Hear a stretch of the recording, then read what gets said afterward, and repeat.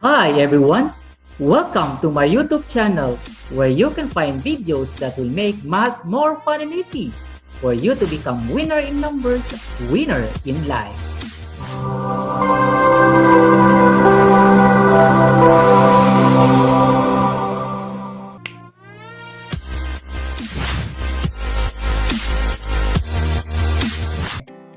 In this video, I'm going to differentiate prime numbers from composite numbers. So these are two of the most important yet basic concepts in mathematics that we need to understand. So I'm going to differentiate these two terms in this video. But before going to our discussions, of course, I have to shout out first the first one who commented with the correct answers on the exercises given on the video on how to differentiate factors and multiples. Actually, she's thrice in a row. And she is no other than Cindy Chen Aragones.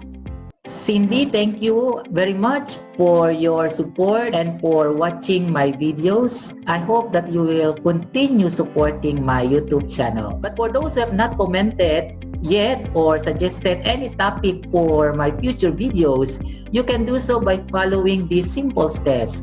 Again, you cannot comment on the comment section of any video because my channel is intended for kids. So all you can do is to click this show more icon here for you to be prompted with the links for my Facebook page and my Twitter account. Once you click this Facebook page link, you will be prompted with my Facebook page where you can comment or suggest any topics for my future videos. So thank you in advance for your support.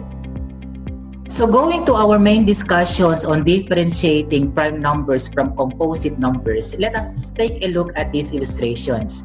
These illustrations can help us differentiate prime numbers from composite numbers.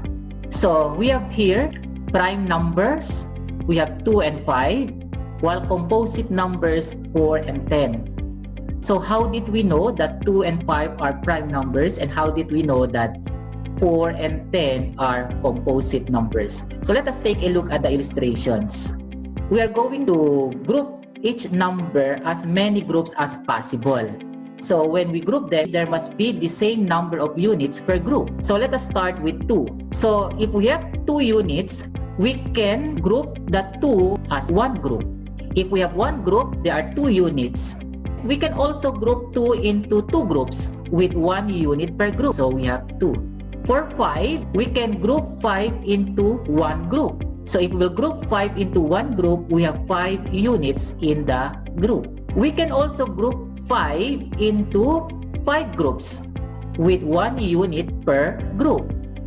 Let's go to 4. When we have 4 units, we can group 4 into 1 group. And there are 4 units in 1 group.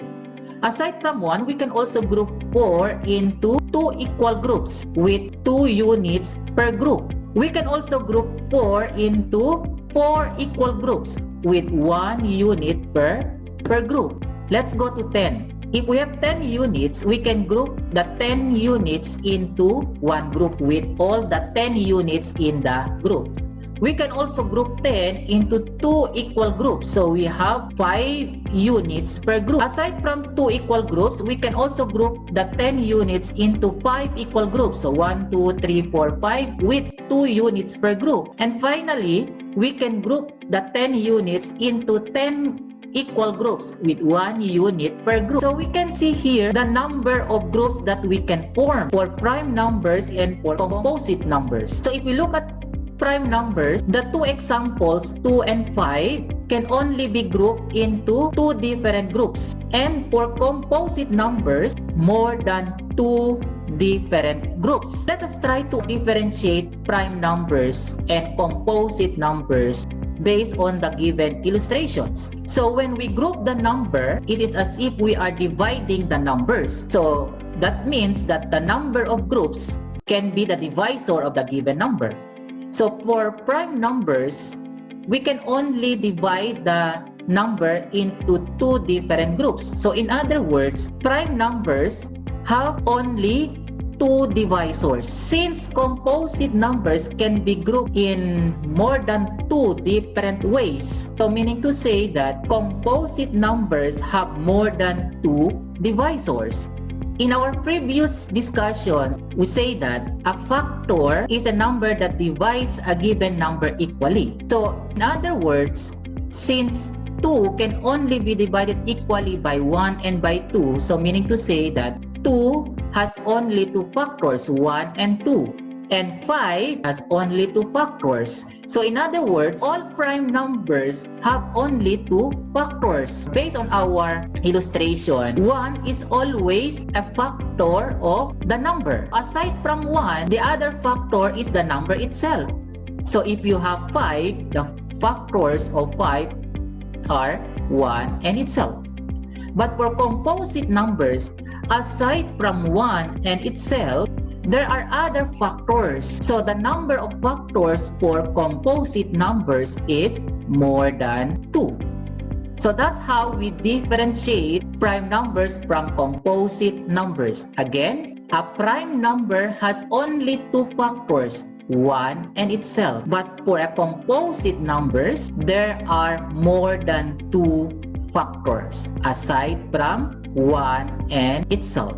To help us identify the prime numbers and the composite numbers from a given series of numbers, one of the greatest mathematicians, Eratosthenes, devised a plan to do so. It's called as the Sieve of Eratosthenes. So in here, as you can see, we have the numbers from 1 to 100. So in other words, since we only use up to 100, so we will only identify all prime numbers and composite numbers from 1 to 100. So let us start. Let's begin with number 1. Since we know that 1 is neither a prime nor a composite, so we will just put a star on number 1. 2 is the only even number that is a prime, so we will encircle 2. And then we are going to cross out all multiples of 2 except 2, because all the multiples of 2 except 2 are composite numbers. So let's begin with 4. So 4 is a composite number, so we'll cross this out. 6, 8, 10, 12, 14, 16, 18, 20, 22, 24, 26, 28, 30, 32, 34, 36, 38, 40, 42, 44, 46, 48, 50, 52, 54, 56, 58, 60, 62, 64, 66, 68, 70, 72, 74, 76, 78, 80, 82, 84, 86, 88, 86, 88, 90, 92, 94, 96, 98, 100. So from 4 to 100, we have already crossed out all multiples of 2 except the number 2, because they are all composite numbers. Now let's go to 3. 3 is also another prime number, so we will encircle 3. And then all multiples of 3 except 3, we have to cross them out because they are also composite numbers. So after 3, we have 6. So since 6 is already crossed out, so we will go to 9. So 9 is crossed out. Then 12, 15. And then 18, 21, 24, 27, 30, 33, 36, 39, 42, 45, 48, 51, 54, 57, 60, 63, 66, 69, 72, 75, 78, 81, 84, 87, 90, 93, 96, and 99.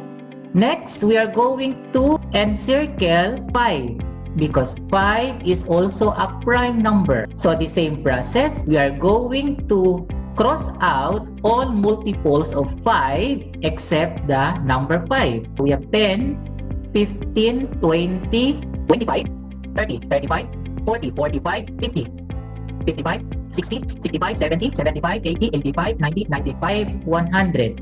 And finally, we will encircle 7 because 7 is also a prime number.